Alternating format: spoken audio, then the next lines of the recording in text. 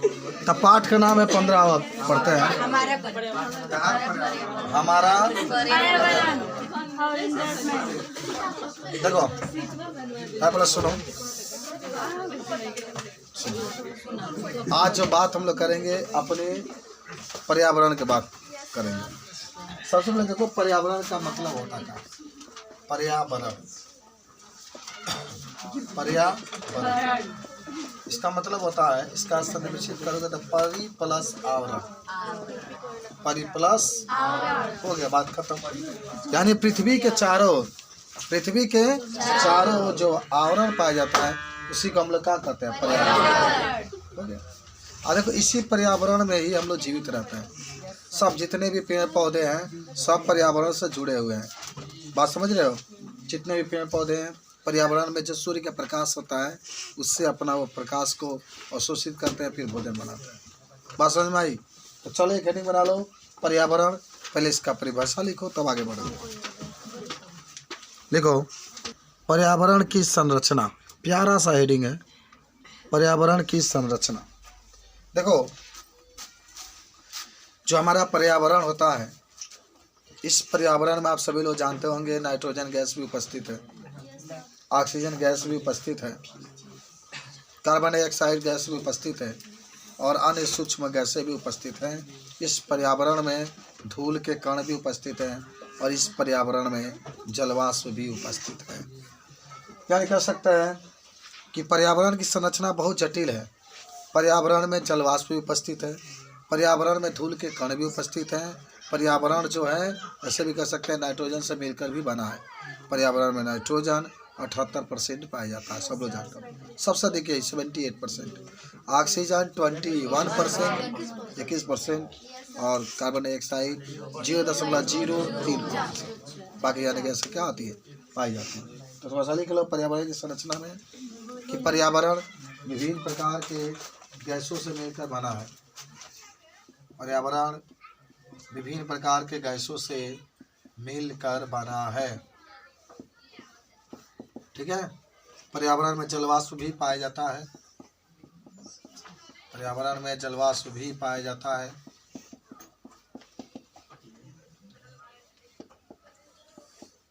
पर्यावरण में जलवाष्प भी पाया जाता है।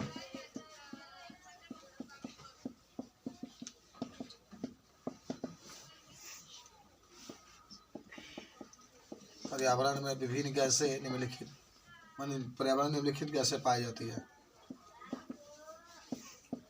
चलिए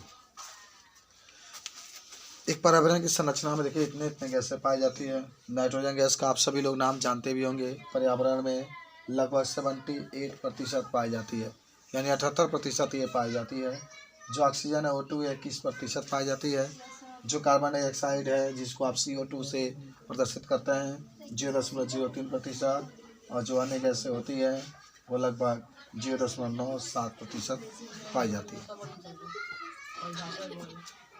पर्यावरण विभिन्न प्रकार के गैसों से मिलकर बनी होती है। पर्यावरण जलवाष्प से मिलकर बना होता है। पर्यावरण में निम्नलिखित गैसें पाई जाती है। सब गैसों इसको लिखो। हो गया। नाइट्रोजन का परसेंट 78%। सबसे अधिक नाइट्रोजन गैस ही पाया जाता है, सबसे कम तो मान लो कार्बन डाइऑक्साइड होता है। अब इतना अत्याचार होता है आपका, इतना इतना कम है तो इतना अत्याचार करता है, अधिक होता है तो क्या करता। ठीक है बोलो।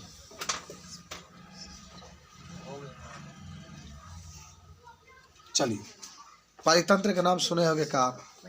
पारितंत्र की बात आपकी होगी। देखिए मैं आपको बताता हूँ खूब बढ़िया तरीके से, पहले इसको समझना। पारितंत्र मिटा दे इसको, सब लोग लिख लो। हाँ जल्दी से पारितंत्र के बारे में। चलो अब यहाँ से लिखना शैलेश बाबू। पारितंत्र इकोसिस्टम अंग्रेजी में कहते हैं पारितंत्र। मान लो तुम लोग मान कर सब काम करते हो ना।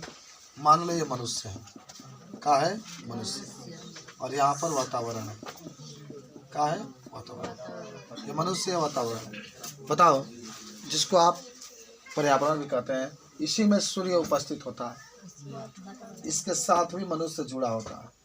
जुड़ा होता है कि नहीं जुड़ा होता है, एकदम जुड़ा होता है सर। पेड़ पौधे भी उपस्थित होते हैं। देखो पेड़ पौधे भी उपस्थित होते हैं, इससे भी मनुष्य जुड़ा होता है। इसी वातावरण में जल भी उपस्थित होता है, इससे मनुष्य जुड़ा रहता है। मिट्टी भी उपस्थित होती है, इसी को हम लोग, इससे भी ये मनुष्य जुड़ा है।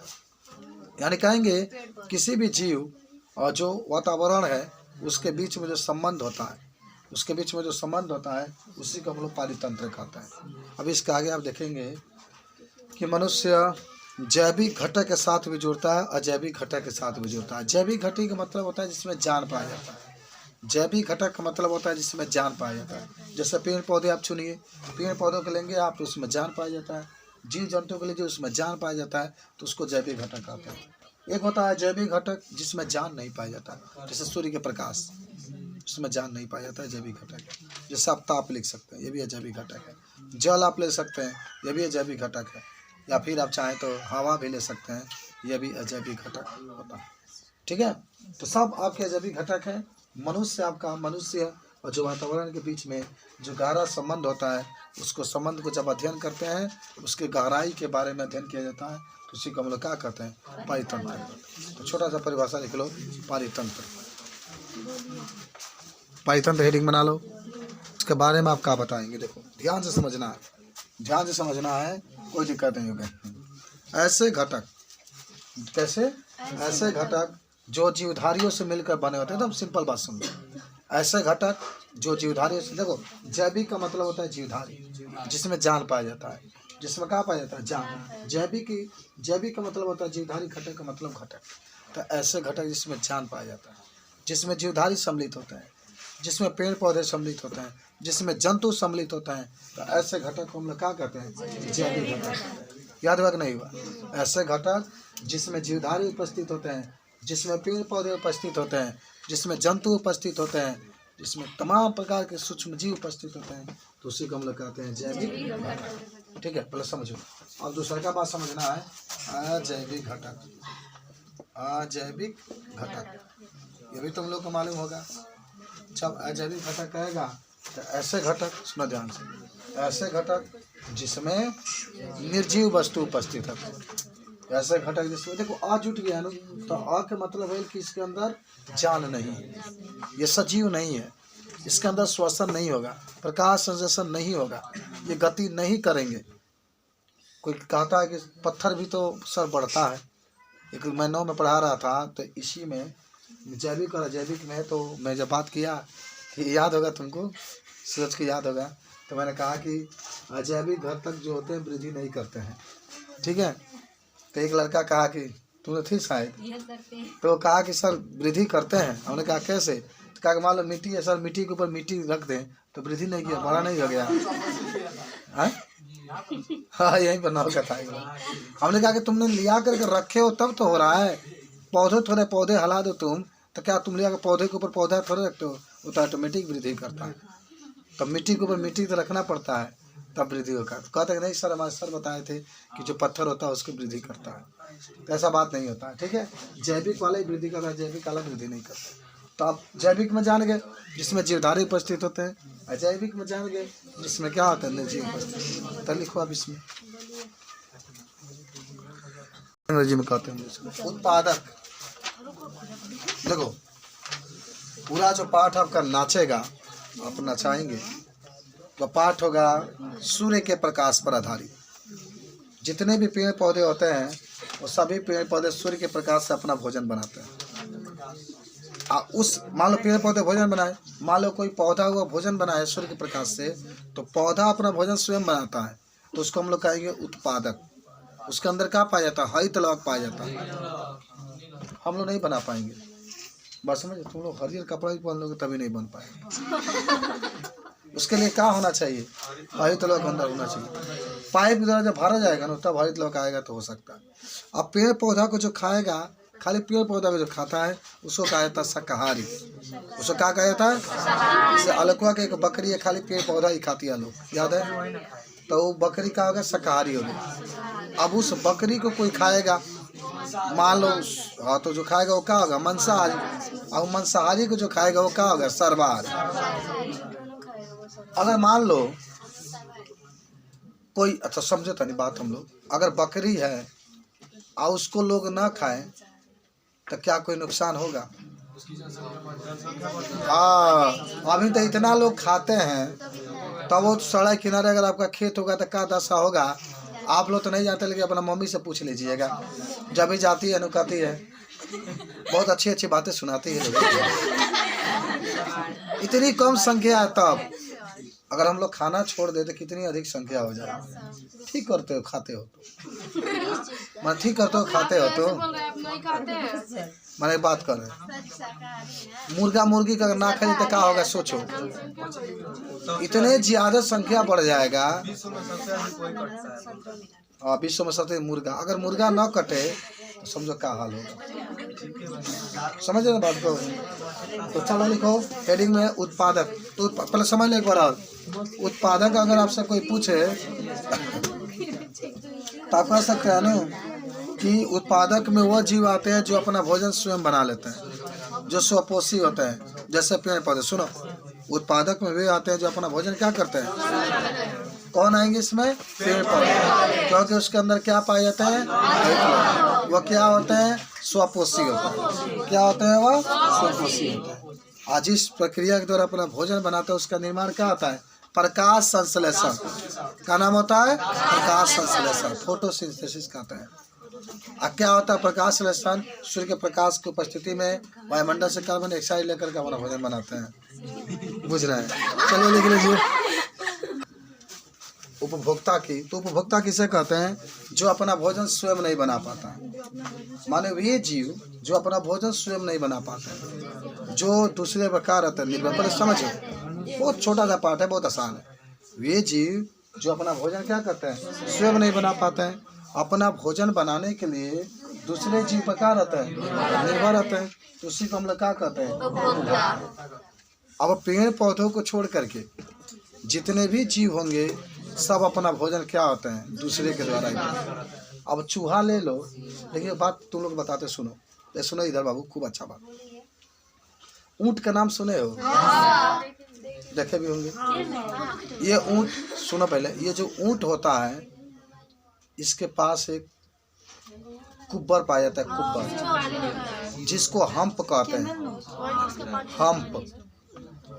ऊंट जो होता है एक बेर में 50 लीटर पानी पीता है, 50 लीटर, और अपने कुब्बर में रखा रहता है चर्बी के रूप में, वसा के रूप में।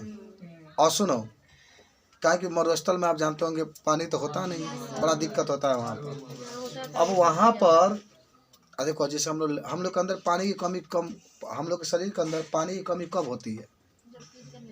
ना, नहीं पिएंगे तब वो कमी नहीं होगा, जब लगातार आपका लैट्रिन होगा, लगातार आपका पेशाब होगा, जैसे पेट झड़ी जिसको कहते हैं। तो सही कह रहे हैं, 2-4 बार पेट झड़ गया तो बोतल चढ़ाना ही पड़ेगा पानी। तो होता ही है, ऊँट जो होता है ना, ऊँट तो सुन लो लोगी, सुन रहे, ऊँट जो ना जगह तो लैट्रिन करते झुरा जाता है, वो मैदान करता है, माना सूखा लैट्रिन करता है, सूखा सूखल हुआ, इसीलिए उसके शरीर से पानी बाहर नहीं निकलता। इसीलिए रेगिस्तान में ऊँट रह सकता, हाथी नहीं रह सकती है। लेकिन हाथी की क्वालिटी है, जो हाथी है अगर यहाँ पर है, हाथी कभी नहीं मरती है, वो पानी की कमी के कारण। अगर हाथी यहाँ पर है तो यहाँ से 5 किलोमीटर रेंज तक वो महसूस कर सकती है कि कहाँ पानी है। उसके सूंड में इतना शक्ति है कि अगर यहाँ पर है तो 5 किलोमीटर दूर तक महक सकती है कि पानी है कि नहीं। लेकिन ये जान जाना, हाथी जो होती है उसका गर्भकाल 24 महीना होता है, 22 महीने से लेकर 24 2 साल होता है। अपने बच्चों से बहुत अधिक प्यार करती है हाथी। लेकिन अगर हमें गुण है कि हाथी के बच्चा बहुत जीवित नहीं रह पाते हैं, काहे कि क्योंकि बच्चा होकर पीछे चलते हैं, यह दिक्कत है। तो पीछे चलते तो क्या हो गया? तो वो आगे चलती है, पीछे कोई शेर लपक लेके चला गया, आगे चलते हैं तो आगे देख रहे। अभी तो आपके बच्चा है छोटा सा, और तोरे लड़का बा छोटा सा, कब के पीछे चल कौन टांग ले कर बहुत पैसा है भाई, 5 करोड़ रुपया दो तब तुम्हारे बच्चा का छोड़ेगा, तो क्या करोगे? तो तू अपना बच्चा के हमेशा गोदी में सोया पी ले होता, तो यही होता है।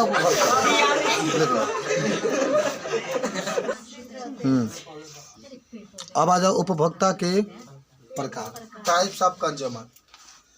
सब लोग को मालूम होगा कि जो उपभोक्ता होता है 3 प्रकार के होते हैं। एक होता है प्राथमिक उपभोक्ता, प्राथमिक उपभोक्ता, इसको अंग्रेजी में कहते हैं प्राइमरी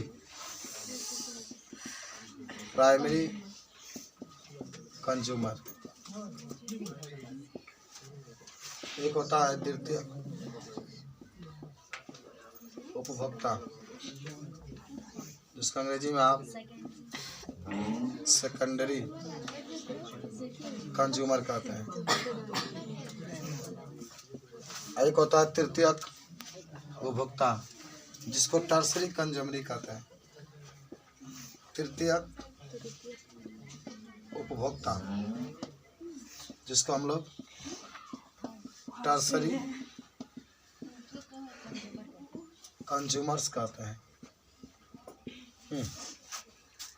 कोई भी आपसे पूछे उपभोक्ता कितने प्रकार के होते हैं, तो 3 प्रकार के। प्राथमिक उपभोक्ता, द्वितीयक उपभोक्ता, तृतीयक उपभोक्ता। प्राथमिक के primary consumer, secondary consumer, tertiary consumer. अब तो याद होगा ना, उपभोक्ता अपना भोजन स्वयं नहीं बना पाते हैं, किसी न किसी रूप से वो पौधे पर क्या रहते हैं। और सुनो, अच्छा इसको हम लोग शाकाहारी भी कहते हैं, याद करो इसको, प्राथमिक उपभोक्ता को। द्वितीय को मांसाहारी कहते हैं, तृतीय को शाकाहारी कहते हैं। हम हैदराबाद में लिखिए।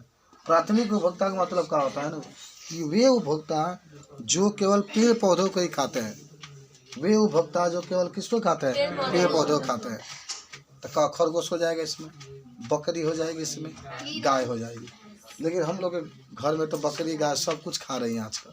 लेकिन जंगल में जो रहता है का बकरी का मीट मछली नहीं खाती है, वो भी खाती है।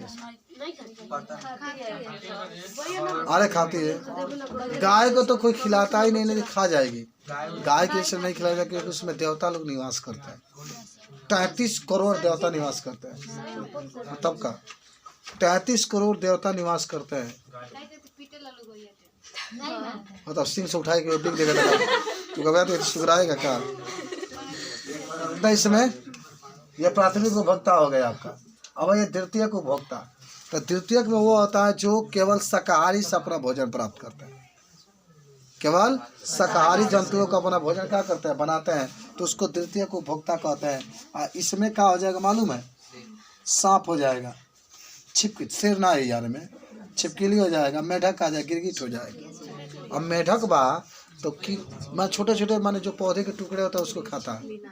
छिपकली भी आ जाएगा, कीड़े को भी खाता है। तृतीय उपभोक्ता में वे आ जाएंगे जो सब कुछ खाते हैं। माने देखो जो उपभोक्ता होता है उत्पादक को खाता है, प्राथमिक उपभोक्ता इसको खाता है, द्वितीय प्राथमिक खाता है, तृतीय इसको।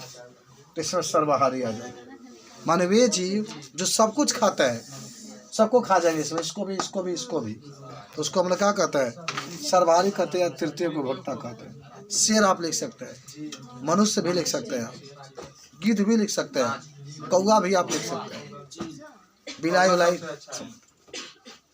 कौवा तो भाई सबसे अच्छा होता है।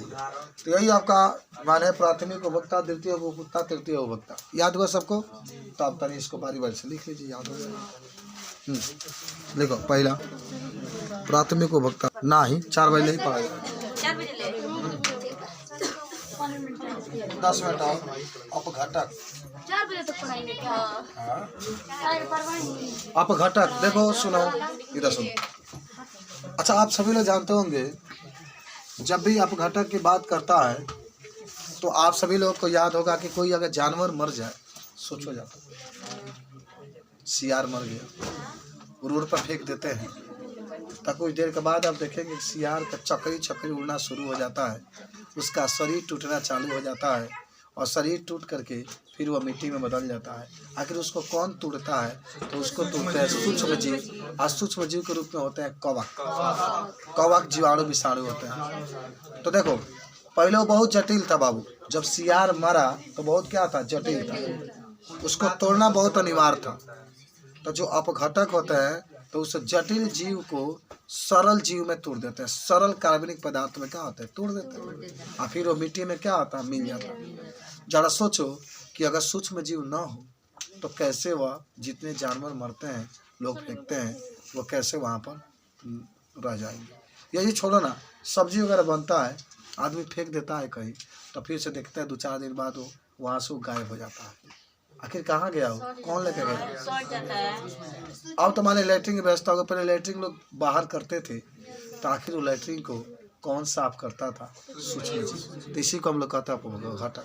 अगर जितना तुम लोग कई कुंटल निकाले हो, अगर नहीं होता तो आज चिमनी के बराबर ईंटा सज गया होता। लेकिन सूक्ष्म जीव है कि क्या करता है कि उपस्थित आपका होता।